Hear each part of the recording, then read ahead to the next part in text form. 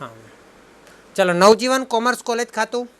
नवजीवन commerce college खातू जो है वो एक वहाँ पे स्टूडेंट लोग फीस भरते हैं, है ने, ત્યાં સ્ટુડન્ટ લોકો ફીસ ભરે અને એની રસીદ મેળવે તો રસીદની ઉપર કોનું નામ લખેલું હોય? નવજીવન કોમર્સ કોલેજ લખેલું હોય એટલે એક વ્યક્તિ કહેવાય। શું કહેવાય? व्यक्ति खातु, पर्सन अकाउंट, है ना। दूसरा क्या दिए? उपाड़ खातु। उपाड़ को क्या बोलते हैं हिंदी में? आहरण बोलते हैं। इंग्लिश में उसको बोलते ड्राइंग्स। क्या बोलते हैं? ड्राइंग्स। ड्राइंग्स मतलब ये आहरण जो है ना, उपाड़ जे છે ને એ ધંધાના માલિક સાથે લગતો વળગતો શબ્દ છે। કોની સાથે લગતો વળગતો શબ્દ છે? ધંધાના માલિક સાથે। उपाड़ मतलब आहरण मतलब ड्राइंग्स कौन करता है? मालिक करता है। कहाँ से करता है? धंधे में से करता है। हाँ, जैसा कि मैंने आपको बताया था, धंधा एक अलग व्यक्ति है और मालिक एक अलग व्यक्ति है। मालिक धंधे को जो भी पैसा देता है उसको हम क्या बोलते हैं? मालिक धंधे को जो भी पैसा देता है उसको क्या बोलते हैं? बोलो बोलो। गुजराती में मूड़ी कहवाय, हिंदी में पूंजी कहते हैं और इंग्लिश में कैपिटल बोलते हैं। लेकिन मालिक धंधे में से पैसा वापस ले जाए तो उसको क्या बोलेंगे? मालिक धंधे में पैसा लाता है तो उसको हम मूड़ी या पूंजी या कैपिटल बोलते हैं, है ना। लेकिन मालिक धंधे में से पैसा वापस ले जाए तो उसे क्या बोलते हैं? उपाड़, आहरण या इंग्लिश में ड्राइंग्स बोलेंगे। ठीक है, तो पूंजी और आहरण दोनों एक दूसरे का विपरीत शब्द है, लेकिन दोनों ही व्यक्ति खाते के बारे में। लेकिन वो व्यक्ति का नाम क्या है? वो व्यक्ति का नाम याद रखने की जरूरत नहीं कि मालिक खुद व्यक्ति है। मालिक खुद उसका, है ना, उस धंधे का मालिक है, वो खुद एक व्यक्ति है, तो वो कुदरती व्यक्ति है। तीसरा दिया है रोकड़ खाता। तो रोकड़ खाता वैसे तो माल संपत्ति खाता मतलब माल मिलकत खाता कहलाएगा, जो कि हमारा रियल अकाउंट होता है। क्या होता है? माल मिलकत खाता, रियल अकाउंट। धर्मादा खाता, धर्मादा देखो वैसे देखा जाए तो धर्मादा धंधे का खर्चा है कि नहीं, मुझे कोई बताएगा? धर्मादा धंधानो खर्चो कहवाय कि ना कहवाय? दान धर्मादा धंधानो खर्चो कहवाय? बोलो बोलो, केवी रीते धंधानो खर्चो कहवाय? धंधानी प्रगति माटे पूजा पाठ करवामां आवे, धर्मादा करवामां आवे, दान करवामां आवे कि जेथी करीने लोको पब्लिकनी सामे धंधानुं नाम ऊंचुं थाय, धंधानी प्रतिष्ठा वधे, है ने। तो धंधानी धर्मादा खर्च धंधानो ज खर्चो छे, पण ए उपज खर्च खातामां आवशे। ए धंधाना फायदा माटे विकास माटे करवामां आवतो खर्च छे। एटले कयो नियम आवशे एनी अंदर? उपज खर्च खातुं आवशे। कयुं खातुं आवशे? बोलो बोलो, मारी साथे साथे बोलवानुं छे तमारे, तो ज याद रहेशे। उपज खर्च खातुं। ओके। यंत्र खातुं, यंत्र तो रियल में देखाय छे आपणने। यंत्र मशीनरी, इंग्लिश में मशीनरी रियल में देखाय छे એટલે रियल अकाउंट कहेवाय। रियल अकाउंट એટલે माल मिलकत खातुं, माल संपत्ति खाता। जमीन खातुं वो भी तो रियल में दिखती है ना, तो माल संपत्ति खाता, माल मिलकत खातुं गुजराती में। राज मेडिकल स्टोर्सनुं खातुं, तमे राज मेडिकल स्टोर्स में गया छो, त्यांथी तमे दवा लो छो, एनी पासेथी तमे राज मेडिकल स्टोर्स ने पैसा आपो छो, तो एक व्यक्ति है, पण अहींया ए व्यक्ति एवो छे, स्टोर्स नाम आपेलुं छे। ए व्यक्ति श्वास नहीं लेतो कि एने कोरोना नहीं थतो ए मेडिकल स्टोर्स ने, है ने। तो ए व्यक्ति ने कोरोना नहीं थतो कि श्वास नहीं लेतो, परंतु ए रजिस्टर थयेली व्यक्ति है, एटले कृत्रिम व्यक्ति है। केवी व्यक्ति है? संस्थाकीय कृत्रिम व्यक्ति है, है ने। व्यक्ति खातानो नियम लागशे। पगार खातुं, पगार खातुं एटले केवुं खातुं? उपज खर्च खातुं। आपणे कर्मचारीओ पासेथी सेवा लईए छीए, काम करवानी सेवा लईए छीए अने एना बदलामां एने पैसा चूकवीए छीए, एटले आ उपज खर्च खातामां आवशे। आवक माल गाडा भाडानुं खातुं, एनी नीचे छे जावक माल गाडा भाडानुं खातुं, बंने ज उपज खर्च खातुं। कारण के आपणे मालने लाववानी सेवा लईए छीए, अहीं मालने मोकलवानी सेवा लईए छीए अने आ सेवाना बदलामां आपणे भाडुं चूकवीए छीए, तो आपणा माटे खर्च कहेवाय, तो उपज खर्च खातानो नियम लागशे। फर्निचर है, स्टेशनरी है, तो फर्निचर जे छे તો એ માલ મિલકત ખાતું આવશે, કારણ કે रियल अकाउंट છે, रियलમાં દેખાય છે, माल संपत्ति खाता बोलते हिंदी में। स्टेशनरी खातू, स्टेशनरी तो हमको पता है, बॉल पेन है, पेपर है, वो सब छोटी मोटी स्टेशनरी होती है, तो उसको हम नॉर्मली खर्च बोल देते हैं, है ना। लेकिन वो माल स्टेशनरी का स्टॉक होता है, तो उसको हम माल मिलकत खाता भी बोल सकते हैं। મજૂરીનું ખાતું, મજૂરી ક્યાં છે? મજૂરી શું છે? કર્મચારી આપણે ત્યાં આવીને કામ કરે છે, વસ્તુનું ઉત્પાદન કરવામાં મદદ કરે છે અને એને આપણે મજૂરી ચૂકવીએ છીએ, તો એ આપણને સેવા આપે છે, સેવાના બદલામાં આપણે કંઈ પણ ચૂકવીએ તો એને આપણે ખર્ચ શબ્દ વાપરીએ છીએ। કોપીરાઇટ ખાતું, કોપીરાઇટ આ શું છે? કોઈ મને કહેશે કોપીરાઇટ શું છે? કોપીરાઇટ શબ્દ કાલે તમે વાંચ્યો હશે ને?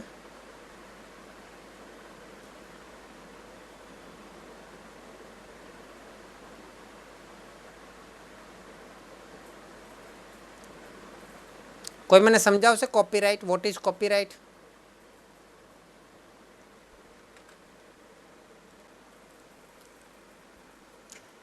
पहले तो मैं आपको कॉपीराइट के बारे में समझा देता हूँ। कॉपीराइट का आपने बहुत जगह पे देखा भी होगा, आपकी किताबों में, गाइड में देखा होगा, वहाँ पे कॉपीराइट का सी लिखा होता है, उसके ऊपर सर्कल किया होता है और बाजू में लिखा होता है कॉपीराइट।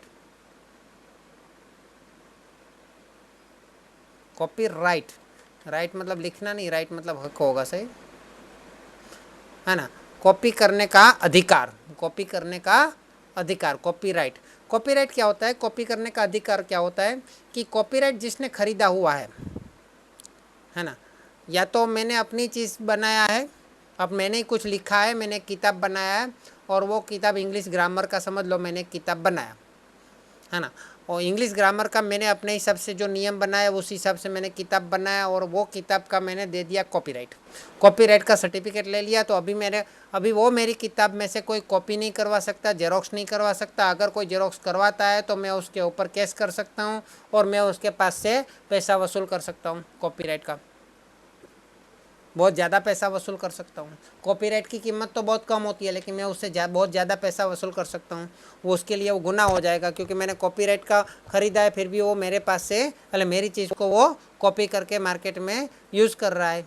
और ऐसे ही नहीं, वो उसका बिजनेस के ज़रिए यूज़ करेगा तो ज़्यादा उसके ऊपर केस लगेगा, ठीक है। तो उसको बोलते कॉपीराइट। तो कॉपीराइट मेरे लिए संपत्ति हो जाएगी, क्या हो जाएगी? मिलकत, गुजराती में मिलकत, एसेट बन जाएगी, है ना। तो वो मेरे लिए अदृश्य संपत्ति बनेगी, वो कोई दिखने वाली रियल संपत्ति नहीं है, मिलकत नहीं है ना।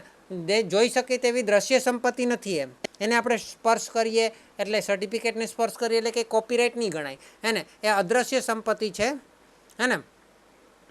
તો આપણે તે વસ્તુને રિયલમાં ડાયરેક્ટલી એ વસ્તુ ઉપયોગમાં નથી આવતી, પરંતુ એ કોપીરાઇટ કરાવવાને લીધે કોઈ વ્યક્તિ એનો દુરુપયોગ નહીં કરી શકે, મારો કમ્પિટિટર નહીં બની શકે, મારી જ વસ્તુનો ઉપયોગ કરીને મારો કમ્પિટિટર નહીં બની શકે, હે ને। એ જ રીતે છે પેટન્ટ। પેટન્ટ એટલે શું?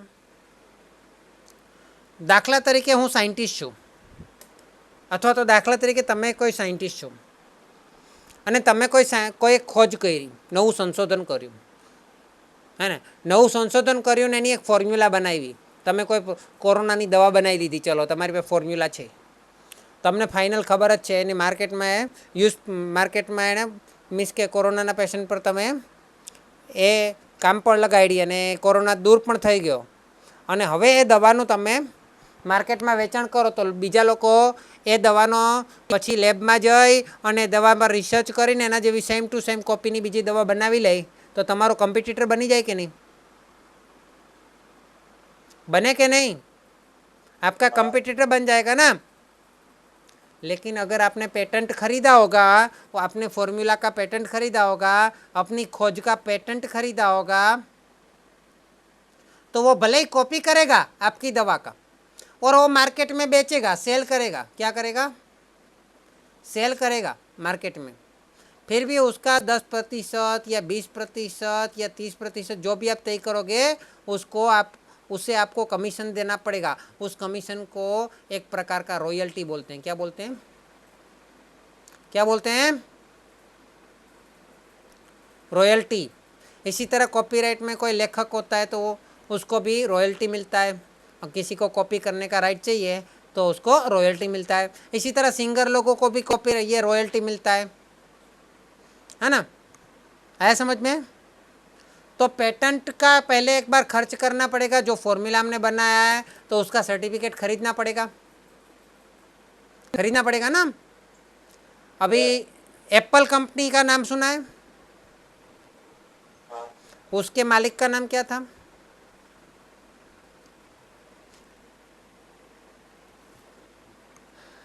Steve jobs.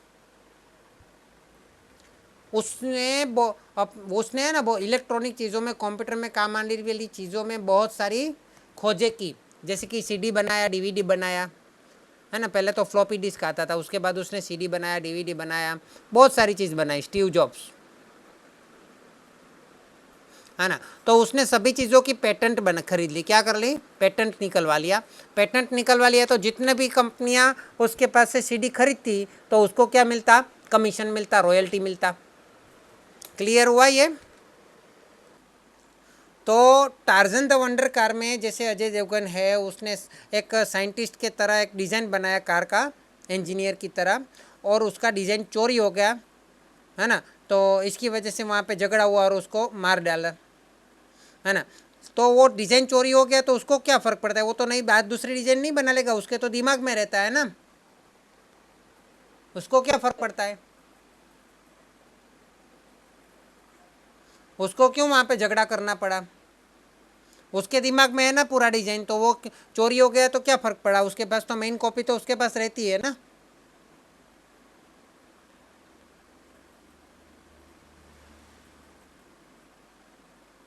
तो उसमें कोई भी इस प्रकार की साइंटिस्ट या खोज वाली या इन्वेंशन वाली कोई भी आप खोज करते हो, उसका डिज़ाइन बनाते हो, या उसका केमिकल है तो उसका फॉर्मूला बनाते हो, तो उसका आपको पेटेंट निकलना पड़ता है। क्या निकालना पड़ता है? अगर उसका पेटेंट निकाल लेते हो, बाद में कोई भी उसको चोरी करे, कॉपी करे, कोई फ़र्क नहीं पड़ता उसको। आप मतलब उससे आपको, जो भी उसका कॉपी करेगा उससे आपको कमीशन मिलेगा। क्या मिलेगा? लेकिन अगर आपने पेटेंट नहीं निकलवाया और वो चोरी कर लिया तो आपको कोई कमीशन वमीशन नहीं मिलेगा। मतलब आप कोई भी खोज करोगे तो क्यों करोगे? कमाने के लिए करोगे ना। तो आपकी कमाई क्या होगी? पेटेंट का जो रॉयल्टी होगा, आपको जो कमीशन मिलेगा उसे रॉयल्टी बोलते हैं। क्या बोलते हैं? आपको रॉयल्टी मिलेगा, उसकी रॉयल्टी की वजह से ही तो आप खोज करोगे ना। मेन तो इनकम तो चाहिए ना। अगर रॉयल्टी ही नहीं मिलेगी तो आप पेटेंट बनो, मतलब रॉयल्टी नहीं मिलेगी तो आप खोज करोगे? खोज तो शायद कर ही लोगे, लेकिन आपको कोई फ़ायदा होगा? लेकिन रॉयल्टी किसको मिलती है? जिसके पास पेटेंट होती है उसको रॉयल्टी मिलती है ना। लेकिन पेटेंट आपने खोज किया और आपके दोस्त ने वो खोज को चोरी कर लिया, बाद में उसने अपने नाम का पेटेंट निकलवा लिया कि ये मैंने खोज किया है, तो कमीशन किसको मिलेगा? रॉयल्टी किसको मिलेगा?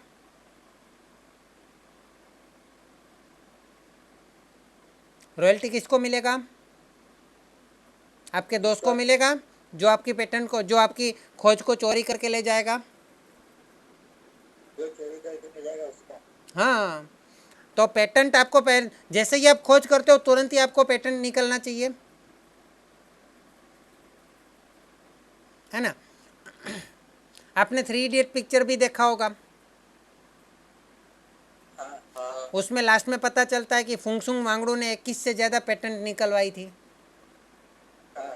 ऐसा बोलते हैं सेंटेंस। क्योंकि वो साइंटिस्ट था तो उसने बहुत सारी खोज की, तो उसने बहुत सारी पेटेंट निकलवा ली, तो उसको तो इनकम हो रही थी बहुत सारी, है ना। पता है ना आपको। तो ये होता है पेटेंट। इसी तरह ट्रेडमार्क भी होता है। ट्रेडमार्क क्या होता है?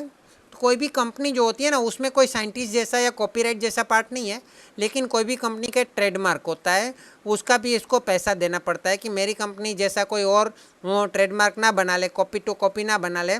अगर कोई करेगा तो मेरे को पैसा, मैं उसके ऊपर केस कर सकता हूँ। आपने देखा होगा छोटे मोटे, मतलब बहुत सारी ऐसी मतलब गैस लाइटर होता है ना, गैस लाइटर तो देखा ना आपने। हाँ, ऐसी छोटी मोटी बहुत सारी चीज़ों के ऊपर कंपनी का नाम लिखा होता है। रिलायंस, क्या लिखा होता है? रिलायंस। हाँ, लेकिन वो ओरिजिनल रिलायंस नहीं होता। रिलायंस उसका स्पेलिंग पढ़ोगे ना तो आपको पता चलेगा ये रिलायंस का जैसा दिख रहा है, लेकिन स्पेलिंग तो गलत है। आप कहीं पे जाओगे ना तो लारी पे बहुत सारे बिस्किट मिलेंगे, है ना? तो वो एकदम ब्रांड नेम जो होता है ना, जैसे कि पार्ले जी होता है ना, तो पार्ले जी जैसा ही होता है, लेकिन वहाँ पे उसका कॉपी टू कॉपी उसके जैसा होता है, लेकिन स्पेलिंग में थोड़ा चेंज कर देते हैं वो लोग। क्यों करते हैं? क्योंकि उसके ऊपर पेट मतलब ट्रेडमार्क का केस ना लग जाए इसलिए, है ना? जो HDFC जो है, HDFC, तो उसका ब्लू कलर है, पता है ना आपको? SBI का ब्लू कलर है, ICICI का ऑरेंज एंड रेड कलर है। तो वो कलर भी ट्रेडमार्क हो सकता है। उसका एक लोगो होता है, कंपनी का एक लोगो होता है, वो भी उसका ट्रेडमार्क होता है ना? ओडी कंपनी का क्या ट्रेडमार्क है? चार बकरी। चार चार बंगड़ी, याद आया? हाँ। Very good. सिंबल। तो इन सबको ट्रेडमार्क बोलते हैं। उसमें ट्रेडमार्क में एक सेंटेंस भी होता है, जिंदगी के साथ भी जिंदगी के बाद भी, कर लो दुनिया मुट्ठी में, है ना? तो उसका सेंटेंस भी ट्रेडमार्क का हो सकता है, उसका लोगो भी ट्रेडमार्क हो सकता है, उसका कलर भी ट्रेडमार्क हो सकता है। उसके सेम टू सेम हम नहीं बना सकते अगर उसने ट्रेडमार्क ले लिया है तो, लेकिन उसने ट्रेडमार्क नहीं लिया, उसके सेम टू सेम हम बना देंगे तो उसकी जगह पे लोग हमारी चीज़ें खरीदने लगेंगे। खरीद सकते हैं ना? तो याद रखिएगा, कॉपीराइट, पेटेंट, ट्रेडमार्क वो सब संपत्ति है। क्या है? संपत्ति। लेकिन वो संपत्ति मतलब मिलकत जो है, એ જે મિલકત છે તેના પૈસા જે છે તે मतलब બહુ પૈસાની કિંમત ઓછી હોય, પરંતુ આપણને ઇનડાયરેક્ટલી બહુ મોટું કામ લાગે। પેટન્ટ, ટ્રેડમાર્ક, કોપીરાઇટ બહુ જ વધારે કામ લાગે, કારણ કે એના માટે એના ઉપર તો આપણો ધંધો ચાલતો હોય, એના લીધે તો આપણા ધંધામાં વસ્તુના પૈસા આપણને વધારે મળતા હોય, કારણ કે એને લીધે કોમ્પિટિટર ઓછા હોય આપણા। તમે પોતાની ખોજનો ઉપયોગ કરી શકો। અને આ બધી દ્રશ્ય મિલકત નથી, કેવી મિલકત છે? अदृश्य मिलकत। केवी मिलकत है? अदृश्य संपत्ति, इनटेंजिबल। हिंदी इंग्लिश में क्या बोलते हैं इसको? दृश्य मतलब टेंजिबल, इन अदृश्य मतलब इनटेंजिबल। क्लियर? उसके बाद दिया है मॉडल ब्याज खाता, तो ये तो संपत्ति हो गई। 14 नंबर संपत्ति, मिलकत, माल मिलकत निकाल खातो। मॉडल ब्याज, तो आपने किसी को पैसा दिया है, उसके बदले में आप पैसे का भाड़ा ले रहे हो, एक प्रकार का ब्याज ले रहे हो, है ना? तो यहाँ पे सेवा के बदले में मेवा मिल रहा है, तो उपज हो गया। यूनियन बैंक खातो, ये एक व्यक्ति हो गया, ये रजिस्टर्ड व्यक्ति हो गया, कुदरती नहीं, कृत्रिम व्यक्ति, संस्था है ना। चुकवेल भाड़ा खातो, हमने किसी को भाड़ा चुकाया, किसी ने हमको रहने की जगह दी, दुकान रख दिया धंधा करने के लिए, उसने हमको सेवा दी, सेवा के बदले में उसको मिलेगा मेवा, हमारे लिए खर्च हो जाएगा। रिलायंसना शेरનું ખાતું, तो रिलायंस कंपनी दूसरी कंपनी है, उसके शेयर हमारे लिए इन्वेस्टमेंट हो जाएगा, तो वो हमारे संपत्ति हो जाएगा। उसका शेयर हमने खरीदा हुआ है, तो भविष्य में उसका पैसा हमको मिल सकता है, मतलब संपत्ति हो जाएगा, मिलकत हो जाएगा, एसेट हो जाएगा। मड़ेल वट्टाओનું खाતું, है ना? तो हमने उसको जल्दी पैसा दिया, उसके बदले हमको वट्टाओ मिला, बट्टा मिला, है ना? तो ये क्या हो जाएगा? अहमदाबाद शाखा खातो, तो वो हमारा एक अहमदाबाद शाखा एक व्यक्ति हो गया। गालखात खातो, गालखात क्या होता है, किसको पता है? कौन बताएगा गालखात के बारे में? चलो ठीक है, वापस एक बार देख लेते हैं। रमेश भाई ने मेरे पास, मतलब मैंने रमेश भाई को 5,000 का माल बेचा। कितने का माल बेचा? रमेश भाई ने उसमें से 2,000 रुपया चुका दिया, बिक्री किया। 5,000 का माल बेचा मतलब बिक्री किया, गुजराती में वेचाण कर्યું, सेल कर्यो। तो उसने मेरे को 2,000 रोकड़ा चुका दिया, 3,000 उसने उधार रखा, बोला कि भाई बाद में चुकाऊंगा। कब कब चुकाऊंगा, है ना? उधार।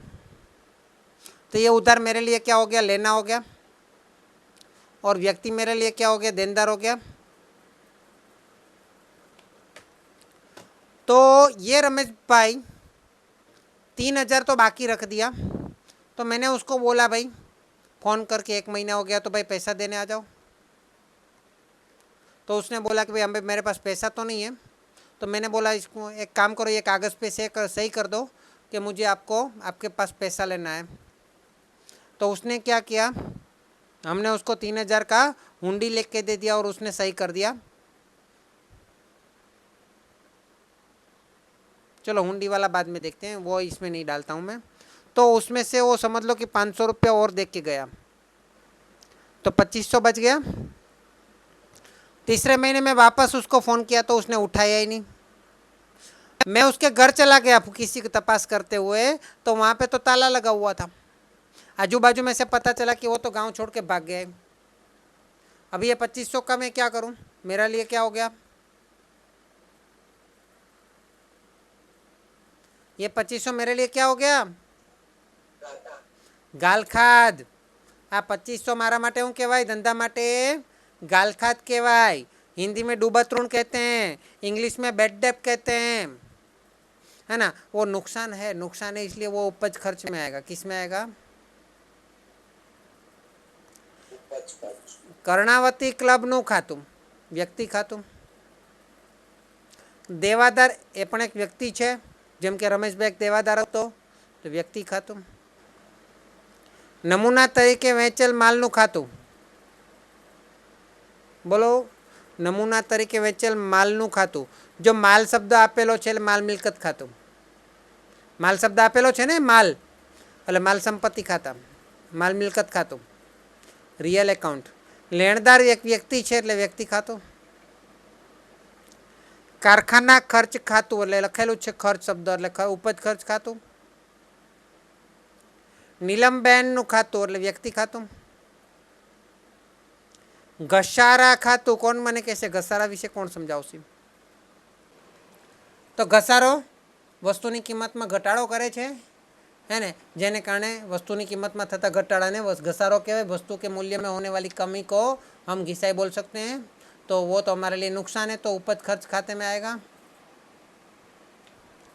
गुजरात सरकार व्यक्ति है, गुजरात सरकार पण एक केवो व्यक्ति है, कुदरती नहीं पण कृत्रिम व्यक्ति है, बराबर।